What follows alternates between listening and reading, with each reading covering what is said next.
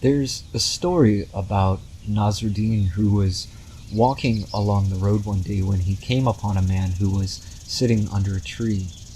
The man seemed distraught, depressed, miserable, so Nasruddin stopped to speak with him and find out why.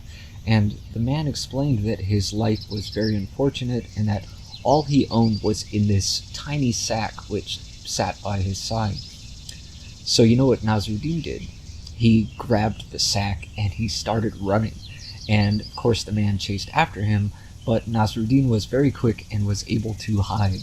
And so the man couldn't find him anywhere, and eventually he gave up. And he sat down beneath another tree and began to weep. "Everything I owned was in that sack," he said to himself, "and now I have nothing." And as he wept into his hands, Nasruddin quietly snuck over and placed the sack next to him, and went back to his hiding place to watch. And after some time, the man raised his head from his hands and noticed the sack beside him. He grabbed it and held it in his arms, becoming ecstatic with joy, and a huge smile bloomed across his face because he was so happy.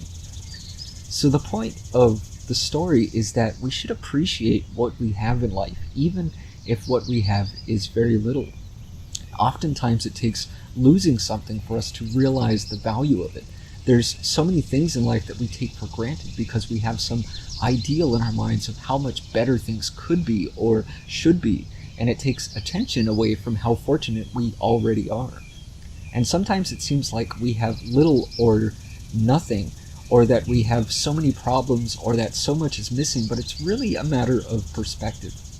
Because in any situation, no matter how unfortunate it may seem, there may be fortunate things which we are totally unaware of because our perspective is skewed and limited.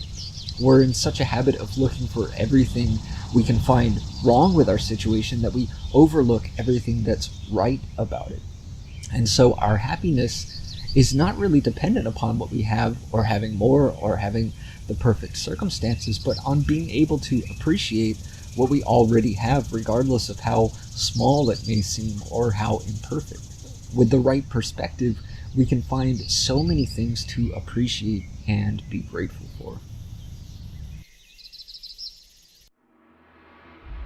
If you find this content valuable, don't forget to like, share, and subscribe.